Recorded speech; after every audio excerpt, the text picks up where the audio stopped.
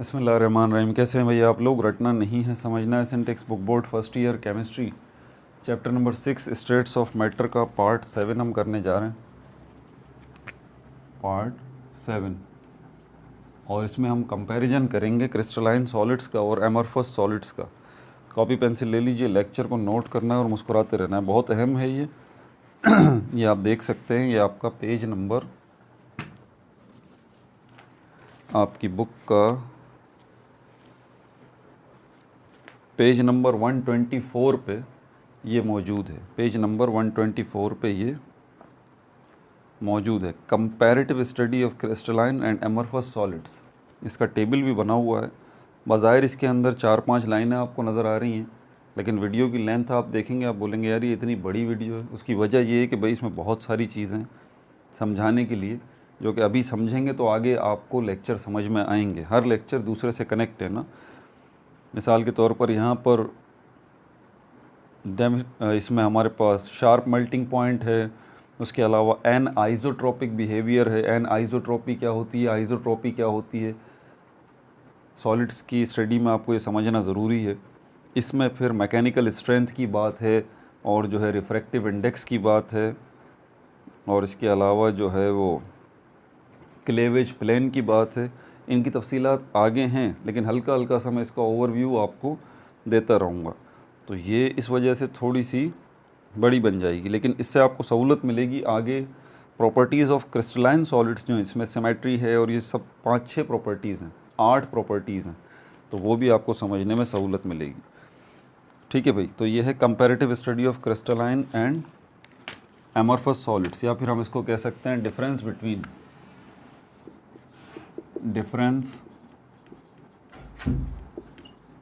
Between crystalline solid, crystalline and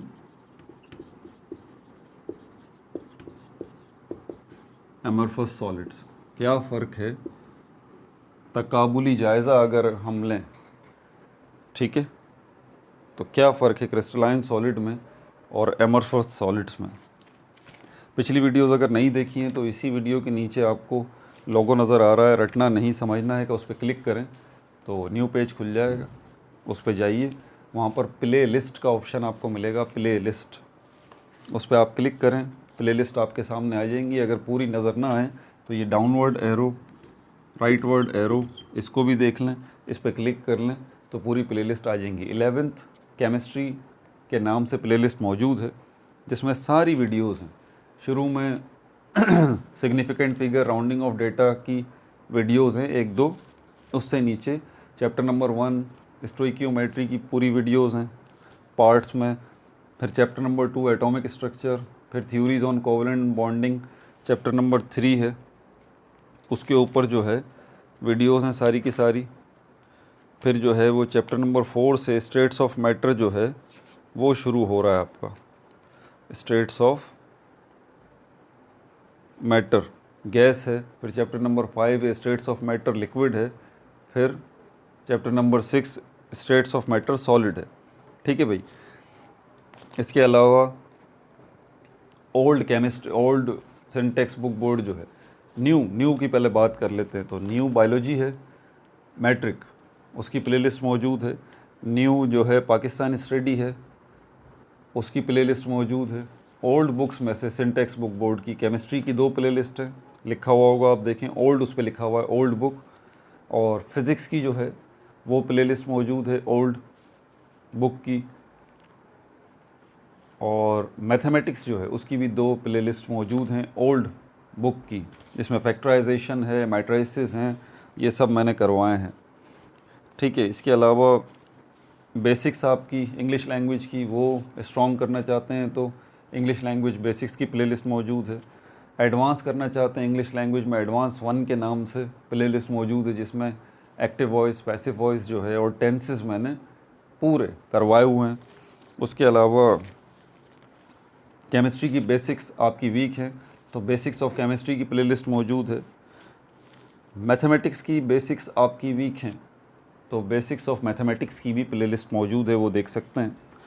और इसके अलावा pin point two the point आपको कोई कॉन्सेप्ट चाहिए 1 मिनट के अंदर। ये वॉट सीरीज़ मैंने बनाई है, शॉर्ट्स के नाम से प्लेलिस्ट मौजूद है, उस पर आप देख सकते हैं। तो आपको जो है टू द पॉइंट आपको इस वॉट का जवाब मिल जाएगा। एटम क्या है, आयन क्या है, एवोगैड्रस नंबर क्या है, पार्टिकल क्या है, इस क्या का जवाब आपको 1 मिनट में मिल जाएगा। ये पूरी सीरीज़ बनाई हुई है मैंने वॉट सीरीज़ के नाम से, शॉर्ट्स नामी प्लेलिस्ट के अंदर।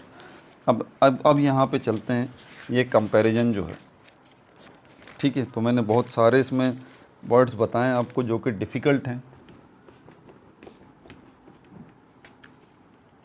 यहाँ पर 2 कॉलम्स में वैसे आना चाहिए, ठीक है, लेकिन मैं पॉइंट्स लिखूँगा। पॉइंट नंबर 1 ये हमारे पास क्रिस्टलाइन सॉलिड का है। क्रिस्टलाइन सॉलिड्स जो हैं, पहला इसका पॉइंट है, ठीक है भाई। तो डेफिनेट ज्योमेट्रिकल शेप है, पहली बात, डेफिनेट ज्योमेट्रिकल शेप। तो क्रिस्टलाइन सॉलिड्स जो होते हैं उनकी कोई ना कोई डेफिनेट ज्योमेट्रिकल शेप होगी। क्यूब की शक्ल में होंगे, स्क्वायर की शक्ल में होंगे, रेक्टेंगल की शक्ल में होंगे, ट्रायंगल की शक्ल में होंगे, ऑक्टाहेड्रल, हेक्सागोनल, ये जितने भी ज्योमेट्रिकल नेम्स आप सुन रहे हैं ये ज्योमेट्रिकल शेप्स के नेम हैं। तो क्रिस्टल जो भी होगा, क्रिस्टलाइन सॉलिड जो भी होगा, उसकी कोई इर्रेगुलर शेप नहीं होगी, बल्कि कोई ना कोई उसकी ज्योमेट्रिकल शेप होगी। अगर हम यहाँ पर अब इसको देखें, एमरफस सॉलिड्स को, एमरफस सॉलिड्स, इसको फॉलो कीजिएगा। मैंने नंबर 1 लिखा है, यहाँ भी नंबर 1, ये कंपैरिजन चल रहा है। डोंट हैव, तो आप समझ जाएंगे कि इसकी तो ज्योमेट्रिकल शेप है कोई, इसकी ज्योमेट्रिकल शेप नहीं है, ठीक है। सेकंड पॉइंट में जो क्रिस्टलाइन सॉलिड्स हैं उनके शार्प मेल्टिंग पॉइंट हैं,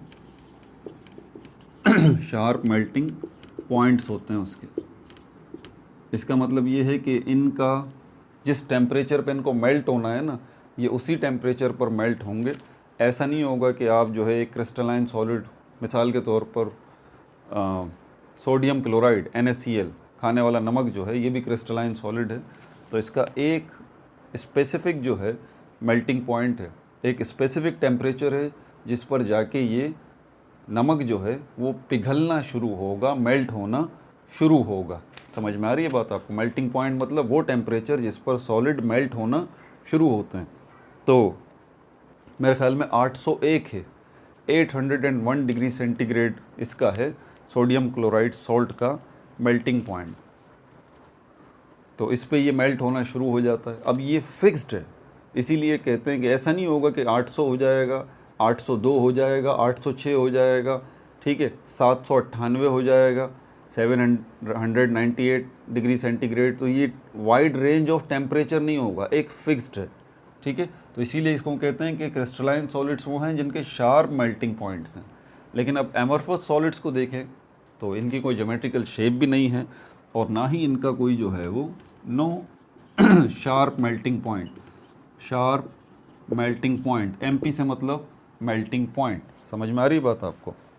तो आगे पीछे हो जाते हैं इनके, थोड़ा बहुत फ़र्क आ जाता है। एक ही चीज़, कोई एमरफस सॉलिड आप ले लें, उसके 8-10 पीस आपके पास पड़े हैं अलग अलग उनको ट्राई करेंगे आप चेक करने के लिए कि किस इनका मेल्टिंग पॉइंट, तो आपको थोड़ा थोड़ा सा फ़र्क नज़र आएगा।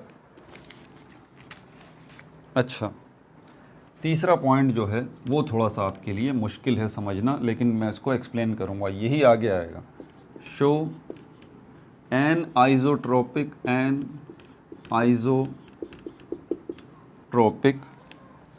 बिहेवियर। क्रिस्टलाइन सॉलिड्स जो होते हैं उनका एन आइज़ोट्रोपिक बिहेवियर होता है। ये एन आइज़ोट्रोपिक का मतलब क्या है? एन का मतलब है नॉट, आइज़ो का मतलब है सेम, ट्रॉपिक का मतलब है डायरेक्शन।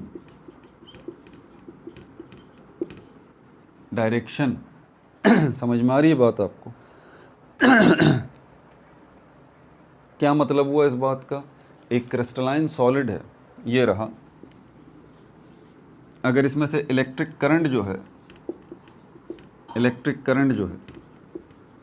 आपको पता है इलेक्ट्रिक करंट को किस में हम मेजर करते हैं?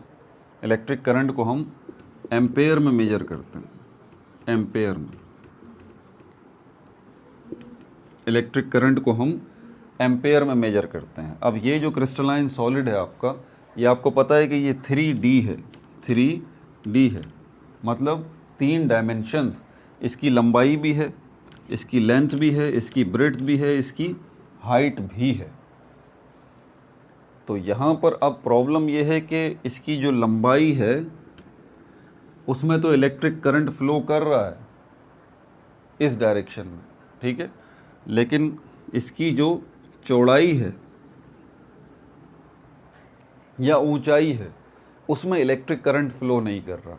3 डायमेंशंस है ना, ये आसान लफ्ज़ों में समझ लें, 3 डायरेक्शंस हैं। ये पूरा का पूरा क्रिस्टल लंबा भी है, चौड़ा भी है, ऊंचा भी है। तो इस क्रिस्टल की लंबाई में तो इलेक्ट्रिक करंट फ्लो कर रहा है, लेकिन चौड़ाई में नहीं कर रहा, ऊंचाई में नहीं कर रहा, या ऊंचाई में इलेक्ट्रिक करंट फ्लो कर रहा है, चौड़ाई में नहीं कर रहा, लंबाई में नहीं कर रहा, या चौड़ाई में, विड्थ में, ब्रेड्थ में तो इलेक्ट्रिक करंट फ्लो कर रहा है, लेकिन लंबाई में नहीं कर रहा और ऊंचाई में नहीं कर रहा। तो यहाँ पर यकसानियत नहीं है, मतलब सेम सिस्टम नहीं है, ऐसा नहीं है। अब आप एक चीज़ को देखते हैं ना, एक चीज़ में से इलेक्ट्रिक करंट फ्लो कर रहा है, तो उस चीज़ के अंदर से इलेक्ट्रिक करंट फ्लो कर रहा है, तो इसका मतलब ये हुआ उस चीज़ की लंबाई में, चौड़ाई में, ऊंचाई में इलेक्ट्रिक करंट फ्लो कर रहा है। बात को ज़रा समझिएगा, क्योंकि वो चीज़ जो है उसकी लंबाई भी है, उसकी चौड़ाई भी है, उसकी ऊंचाई भी है। अगर इलेक्ट्रिक करंट उसमें से गुजर रहा है तो उस चीज़ की लंबाई में से गुजर रहा है, उस चीज़ की चौड़ाई में से भी गुजर रहा है और उस चीज़ की ऊंचाई में से भी गुजर रहा है। क्रिस्टलाइन सॉलिड्स जो हैं इनके साथ प्रॉब्लम ये है कि ये डायरेक्शनल होते हैं। ये क्या होते हैं? डायरेक्शनल होते हैं। मतलब अगर इसको हम लें, इलेक्ट्रिक करंट को मिसाल के तौर पर, और भी चीज़ें इलेक्ट्रिक करंट के अलावा, लेकिन इलेक्ट्रिक करंट को अगर लें तो ये हो सकता है कि लंबाई में फ़्लो कर रहा हो, चौड़ाई में, ऊंचाई में फ़्लो ही ना कर रहा हो। तो ये डायरेक्शनल हो गया, यहाँ पर सिमती हो गया। एमरफस सॉलिड्स के अंदर ऐसा मसला नहीं है। एमरफस सॉलिड्स के अंदर लंबाई में भी जितना इलेक्ट्रिक करंट फ्लो कर रहा है उतना ही चौड़ाई में कर रहा है, उतना ही ऊंचाई में कर रहा है। बात समझ में आ गई? तो इसीलिए इसको कहा जाता है शो, जो क्रिस्टलाइन सॉलिड्स हैं, शो एन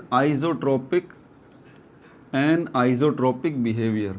इनका बिहेवियर जो होता है वो सिमती नहीं होता, ठीक है, एन आइजोट्रोपिक होता है, नॉट सेम डायरेक्शन।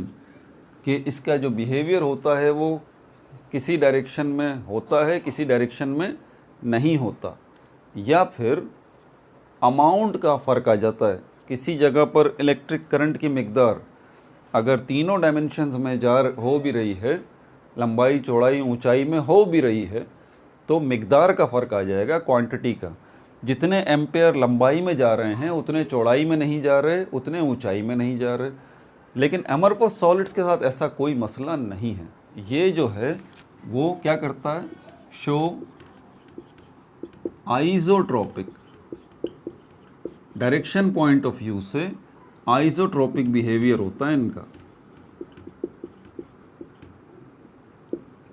आइजोट्रोपिक बिहेवियर होता है यानी कि सेम डायरेक्शनल होता है। कोई सी भी डायरेक्शन हो, लेंथ की हो, ब्रेड्थ की हो, हाइट की हो, इलेक्ट्रिक करंट अगर फ्लो हो रहा है तो सब में होगा, तीनों डायमेंशंस में होगा, ठीक है। रिफ्रैक्टिव इंडेक्स जो है वो तीनों डायमेंशंस में सेम होगा। मैकेनिकल रेसिस्टेंस है तीनों डायरेक्शन में सेम होगी। बहुत सारी प्रॉपर्टीज़ है, अभी बता रहा हूँ ना, अभी मैंने सिर्फ एक इलेक्ट्रिक करंट की बात की है आपसे।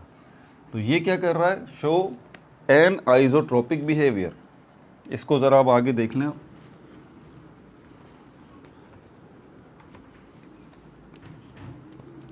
Show anisotropic behaviour.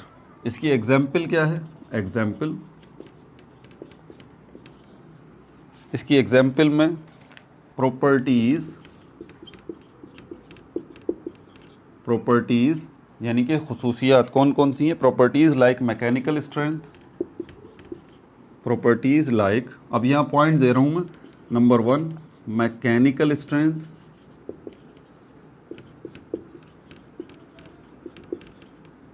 Mechanical strength, ये सारी प्रॉपर्टीज़ हैं, ठीक है भाई। जैसे कि मैकेनिकल स्ट्रेंथ है, रिफ्रैक्टिव इंडेक्स है, रिफ्रैक्टिव इंडेक्स है, नंबर 3 इलेक्ट्रिकल कंडक्टिविटी है, इलेक्ट्रिकल कंडक्टिविटी है।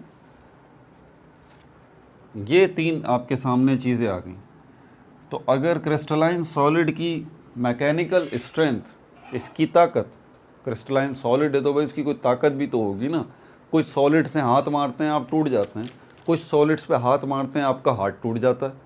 फ़र्क है ना। मतलब कुछ सॉलिड्स ऐसे हैं जो कि अपनी जगह खड़े ही नहीं रह पाए, आपने हाथ मारा वो टूट गए। और कुछ सॉलिड्स ऐसे हैं जो मजबूत थे, जिन्होंने विद स्टैंड किया। आपने जो ताकत लगाई, आपने जो एक्सटर्नल प्रेशर दिया, आपने जो एक्सटर्नल फोर्स लगाई, वो उसको झेल गया, वो उसको बर्दाश्त कर गया, उसने अपने वजूद को कायम रखा। तो आप क्या बोलेंगे कि यार ये मैकेनिकल, इस क्रिस्टलाइन सॉलिड की मैकेनिकल स्ट्रेंथ जो है वो ज़बरदस्त है। लेकिन आप ये बात भूल गए कि ये क्रिस्टलाइन सॉलिड जो है सारे ऑब्जेक्ट्स की तरह ये भी 3D है, इसकी भी 3 डायमेंशंस है, इसका वजूद भी 3 डायमेंशंस में बिखरा हुआ है, लंबाई में, चौड़ाई में, ऊंचाई में। समझ में आ रही है बात। तो अगर 3 डायमेंशंस में बिखरा हुआ है तो डेफिनेटली यहाँ पर क्या इसकी ताकत, ये जो ताकत है, मैकेनिकल स्ट्रेंथ है इस क्रिस्टलाइन सॉलिड की, क्या वो तीनों डायमेंशंस में एक ही जैसी है? कहीं ऐसा तो नहीं कि लंबाई में तो मैकेनिकल स्ट्रेंथ इसकी ज़बरदस्त है लेकिन चौड़ाई की साइड पे मैकेनिकल स्ट्रेंथ इतनी अच्छी नहीं है, या ऊंचाई की साइड पर इसकी मैकेनिकल स्ट्रेंथ अच्छी नहीं है। आपको पता है ना, हर चीज़ का कोई ना कोई वीक पॉइंट होता है। आप किसी चीज़ को तोड़ना चाहते हैं तो वो उस जगह से नहीं टूटती, लेकिन उसी चीज़ के एक दूसरी साइड की तरफ जाके जब वहाँ आप चोट मारते हैं तो वो चीज़ टूट जाती है। ये हमारा कॉमन एक्सपीरियंस है, हम आम जिंदगी में भी यही करते हैं। हम वो वीक स्पॉट ढूंढते हैं और वहीं पे हम हिट करते हैं ताकि वो चीज़ टूट जाए। समझ में आ रही है बात आपको? तो एग्जैक्टली जो क्रिस्टलाइन सॉलिड्स हैं उनकी जो मैकेनिकल स्ट्रेंथ है, जो ताकत है, ठीक है, कौन सी ताकत, कि वो अपने वजूद को कायम रख सकें, वो वाली ताकत, उसको मैकेनिकल स्ट्रेंथ कहते हैं। कब? जब भी कोई उनके ऊपर एक्सटर्नल फोर्स लगती है, कोई पावर लगती है जो उनको तोड़ना चाहती है, तो इनकी मैकेनिकल स्ट्रेंथ जो है उसकी बात हो रही है। क्या ये मैकेनिकल स्ट्रेंथ क्रिस्टलाइन सॉलिड्स की तीनों डायमेंशंस में, तीनों डायरेक्शंस में एक ही जैसी है, यकसा है? नहीं, ऐसी बात नहीं है। अगर लंबाई, चौड़ाई, ऊंचाई में एक ही जैसी मैकेनिकल स्ट्रेंथ होती क्रिस्टलाइन सॉलिड की तो फिर ये आइसोट्रोपिक होता ना, आइसोट्रोपिक हो जाता, सेम डायरेक्शन। लेकिन ये एन आइसोट्रोपिक है क्रिस्टलाइन सॉलिड। इसकी लंबाई के अंदर वो जो मैकेनिकल स्ट्रेंथ है वो कुछ है, चौड़ाई के अंदर मैकेनिकल स्ट्रेंथ कुछ है, ऊंचाई के अंदर मैकेनिकल स्ट्रेंथ कुछ है। समझ में आ रही है बात आपको? दूसरी चीज़ की तरफ चलते हैं, क्रिस्टलाइन सॉलिड का रिफ्रैक्टिव इंडेक्स। ये ज़रा रिफ्रैक्टिव इंडेक्स को भी समझ लीजिए, ये रेशो है। रेशो किसको कहा जाता है? रिफ्रैक्टिव इंडेक्स मतलब रेशो। रेशो किसको कहते हैं? जिसमें आप जो है, ये रेशो किसको कहते हैं? एक नंबर है, मैथमेटिक्स की ज़बान में अगर बात करें रेशो क्या है? एक नंबर है।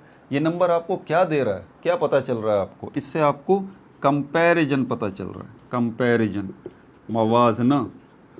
इस नंबर की मदद से आप कंपेयर कर सकते हैं। किस चीज़ में कंपेयर कर सकते हैं? दो क्वांटिटीज़ में, दो क्वांटिटीज़ में मवाजना कर सकते हैं। तो रेशो क्या है? एक नंबर है। इस नंबर से आप क्या कर रहे हैं? आप कंपेयर कर रहे हैं। और क्यों? क्योंकि ये जो रेशो, जो नंबर है, इसके अंदर ये नंबर असल में दो नंबरों से मिलके बना है, ठीक है? Just like this, 2/3। समझ में आ रही है बात आपको? तो ये 2/3 एक नंबर है, इसको हम फ्रैक्शन कहते हैं मैथमेटिक्स की ज़बान में। लेकिन ये किससे मिलके बना है? ये दो नंबर से मिलके बना है। और ये एक नंबर ये रहा ऊपर, एक नंबर ये रहा नीचे। तो इस तरह से ऊपर नीचे रख के इन दोनों नंबर्स को कंपैरिजन कर सकते हैं आप, इनका मवाजना कर सकते हैं आप। मिसाल के तौर पर यहीं पर इस नंबर को देख लें। आपके सामने अगर इस शक्ल में मैं ये नंबर न रखता तो आपको ये पता नहीं लगता कि इनमें से बड़ा नंबर कौन सा है, छोटा नंबर कौन सा है। समझ में आ रही है बात? तो ये सिर्फ इसको पुरानी शक्ल में ना देखें कि ये 2/3 है या ये डिवाइड की शक्ल है या ये फ्रैक्शन की शक्ल है। भाई ये रेशो भी है एक, ये रेशो भी है एक। क्यों? क्योंकि ये नंबर आपको कंपैरिजन करके दे रहा है, ये नंबर आपको कंपेयर करके दे रहा है। इस नंबर की मदद से आप कंपैरिजन कर सकते हैं दो क्वांटिटीज़ का। यहाँ पर ये दो क्वांटिटीज़ जो हैं 2 और 3 मिसाल के तौर पे आपके सामने आ गई हैं। तो इन दो क्वांटिटीज़ में आसान सा कंपैरिजन ये है कि भाई एक क्वांटिटी कम है और दूसरी क्वांटिटी ज़्यादा है। ठीक है, तो ये रेशो, ये रिफ्रैक्टिव इंडेक्स जो है ये भी क्या है? पहली बात, ये एक रेशो है। रेशो को भी मैंने बता दिया, रेशो क्या होता है? नंबर होता है किस शक्ल का? इस शक्ल का नंबर होता है। और क्या फ़ायदा देता है रेशो आपको? जिसमें आप कंपैरिजन करते हैं। किसका कंपैरिजन करते हैं? 2 क्वांटिटीज़ का, 2 क्वांटिटीज़ का मवाजना आप कर सकते हैं। तो ये रिफ्रैक्टिव इंडेक्स जो है, ये जो रेशो है, ये जो नंबर है, इसमें कौन सी दो चीज़ों का कंपैरिजन हो रहा है? स्पीड का, स्पीड का कंपैरिजन हो रहा है। किसका? दो चीज़ों की स्पीड का। ठीक है, अब ये दो चीज़ें कौन कौन सी हैं हमारे पास? एक चीज़ जो है वो है स्पीड ऑफ लाइट। आपको पता है हमारी कायनात के अंदर बहुत सारी चीज़ें हैं। ठीक है, लाइट भी है, साउंड भी है, इलेक्ट्रिक करंट भी है। तो इलेक्ट्रिक करंट की भी रफ्तार है, साउंड की भी रफ्तार है, हीट वेव्स जो होती हैं उनकी भी रफ्तार है। हीट वेव्स जाती हैं ना एक जगह से दूसरी जगह, इन सब को हम एक नाम देते हैं, हम इनको नाम देते हैं रेडिएशंस का। लाइट भी रेडिएशन है।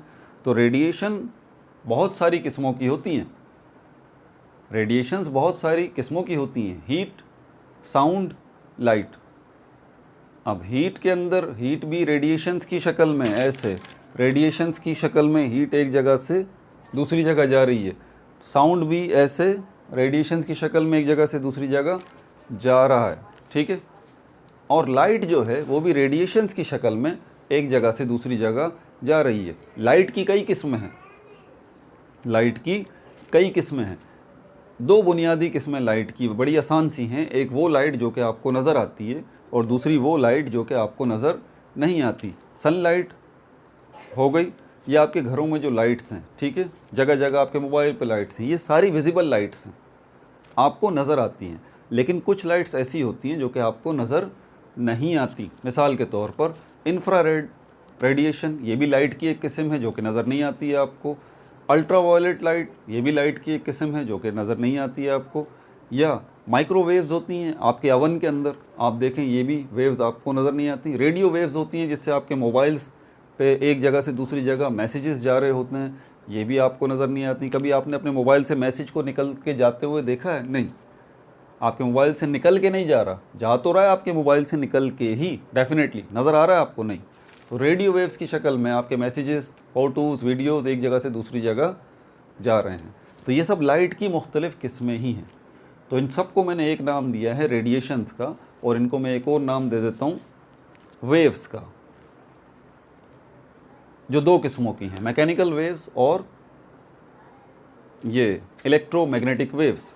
ठीक है, तो बहरहाल बात तवील हो जाएगी, इसमें फ़िज़िक्स निकल आएगी, मैं उस पर नहीं लेके जाना चाह रहा आपको। रिफ्रैक्टिव इंडेक्स में क्योंकि रेशो जो है वो कंपैरिजन जो हो रहा है वो दो चीज़ों का हो रहा है। ठीक है, जिसमें हमारे पास है, जिसमें से एक चीज़ हमारे पास है स्पीड ऑफ लाइट।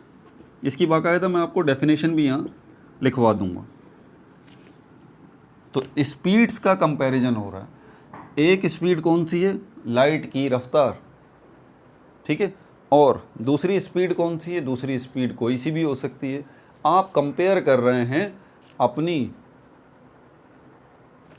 स्पीड को लाइट की स्पीड के साथ। देखें, जब तक आप कंपैरिजन नहीं करते ना, आपको अपनी हकीकत का पता नहीं चलता। ज़रा बात को समझिएगा। ठीक है, क्या होता है आपके पास, आपकी नॉलेज है, आप बोलते हैं यार मैं तो बड़ा जो है, मेरे पास बहुत नॉलेज है, मेरे पास तो बहुत इल्म है, कमाल हो गया, मैं इतना नॉलेजेबल आदमी हूँ, फिज़िक्स, केमिस्ट्री, बायोलॉजी, मैथमेटिक्स और ज़बानों का इल्म मेरे पास इतना है।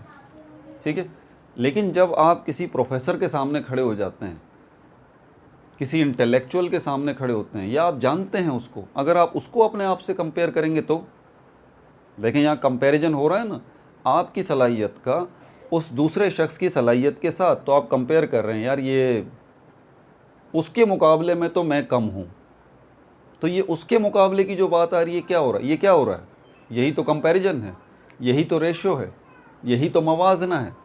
आप अपने आप को उससे कंपेयर कर रहे हैं। समझ में आ रही है बात? तो यहाँ पर रिफ्रैक्टिव इंडेक्स में ऐसा रेशो है, ऐसा कंपैरिजन है जिसके अंदर fastest thing speed of light को रखा गया और उसके साथ दूसरी चीज़ को रखा गया है, दोनों की स्पीड्स, ताकि मवाजना आपका हो जाए, जिसमें आप कंपेयर करते हैं कि भाई उसके मुकाबले में मेरी रफ्तार ये है, स्पीड ऑफ लाइट के मुकाबले में इसकी जो स्पीड है, किसकी, दूसरी चीज़ की जो स्पीड है वो इतनी है। समझ आ रही है बात? स्पीड, लाइट की स्पीड 10% है, मिसाल के तौर पे लाइट की स्पीड 10% है, तो आपकी स्पीड 2%। समझ में आ रही है बात आपको? दोनों का कंपैरिजन हो गया यहाँ पर। अब ये रिफ्रैक्टिव इंडेक्स जो कि असल में रेशो है, जिसके अंदर आप जो है वो मवाजना कर रहे हैं, कंपैरिजन कर रहे हैं स्पीड्स का, तो क्रिस्टलाइन सॉलिड जो हैं उसके अंदर से भी वेव्स गुज़रती हैं, उसके अंदर से भी रेडिएशंस गुज़रती हैं। तो जो स्पीड रेडिएशन की लंबाई में है, क्या वही स्पीड रेडिएशन की चौड़ाई में भी है? क्या वही स्पीड रेडिएशन की ऊंचाई में भी है? नहीं, ऐसी बात नहीं है। यही तो प्रॉब्लम है। तभी तो क्रिस्टलाइन सॉलिड्स को एन आइसोट्रॉपिक कहा जाता है कि एक ही क्रिस्टल है, उसकी लंबाई में स्पीड कुछ और है किसी रेडिएशन की, उसी एक रेडिएशन की लंबाई में, लेंथ में से जब वो लंबाई में से जब वो रेडिएशन जा रही है तो वहाँ पर उसकी रफ्तार कुछ और है, ऊंचाई में से वो रेडिएशन जा रही है तो वहाँ पर उसकी रफ्तार कुछ और है, वही रेडिएशन है, वही वेव है। और अगर चौड़ाई में से वो वेव जा रही है तो उसकी रफ्तार कुछ और है। या तो रफ्तार में फ़र्क है, या फिर वो गुज़र ही नहीं रही। मिसाल के तौर पर लंबाई में से तो गुज़र रही है, चौड़ाई में से वो वेव गुज़र ही नहीं रही उस सॉलिड के अंदर से, उस क्रिस्टलाइन सॉलिड के अंदर से। बात समझ आ रही? तो यहाँ पर ये रिफ्रैक्टिव इंडेक्स जो है एक ऐसा रेशो है जो कि पहली बात आपको जो है वो कंपेयर करके देता है किसी दूसरी स्पीड का स्पीड ऑफ लाइट के साथ। और ये रिफ्रैक्टिव इंडेक्स जो है, ये रिफ्रैक्टिव इंडेक्स जो है, ये लंबाई में कुछ होगा, चौड़ाई में कुछ होगा और ऊंचाई में कुछ होगा, एक ही क्रिस्टल के अंदर। समझ में आ गई बात? तो जिस तरह मैकेनिकल स्ट्रेंथ को हमने देखा कि लंबाई, चौड़ाई, ऊंचाई के अंदर फ़र्क है या तो है ही नहीं, ठीक है।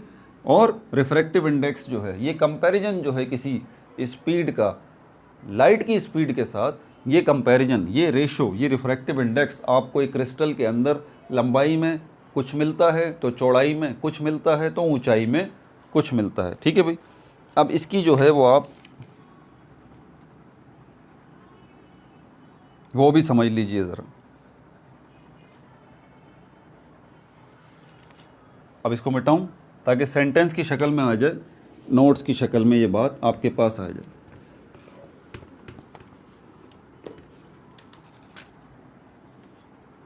क्या लिखा है? Show N isotropic behaviour, for example properties like mechanical strength, refractive index and electrical conductivity depend upon direction, depend upon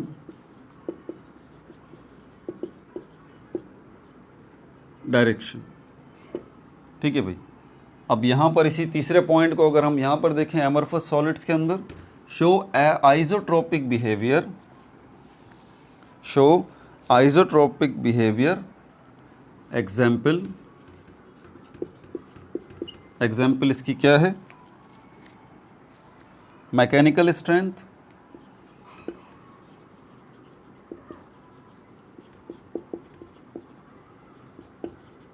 mechanical strength, refractive index, refractive index, electrical conductivity.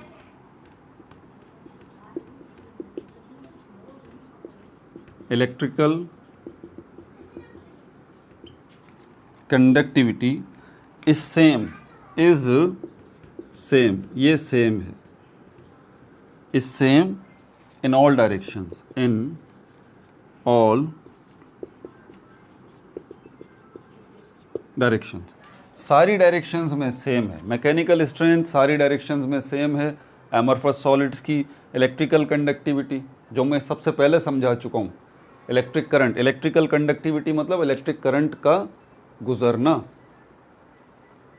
और रिफ्रैक्टिव इंडेक्स, ये तीनों चीज़ें जो है वो आपको सेम मिलेंगी सारी डायरेक्शंस में, लंबाई में, चौड़ाई में, ऊंचाई में। किस में?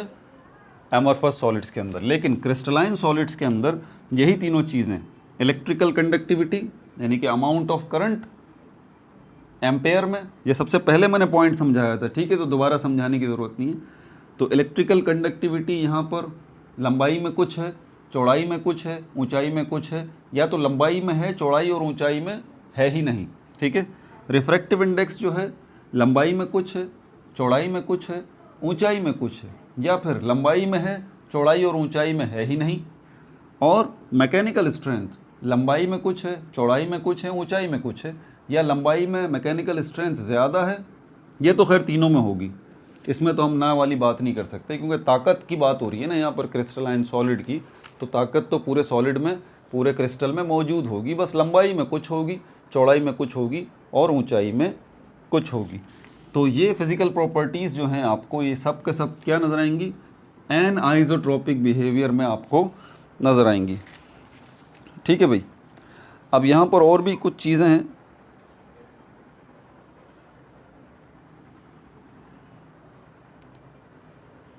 इलेक्ट्रिकल कंडक्टिविटी, पहले इसका भी आप लिख लीजिए साथ ही, ठीक है। बल्कि इसके लिए अगले पार्ट में बात करें तो मेरे ख्याल में ज़्यादा बेहतर है, इसको इसी तरह छोड़ देता हूँ। ये difference between crystalline and amorphous solids, इसको पार्ट 1 कर लेते हैं, ठीक है, पार्ट 1।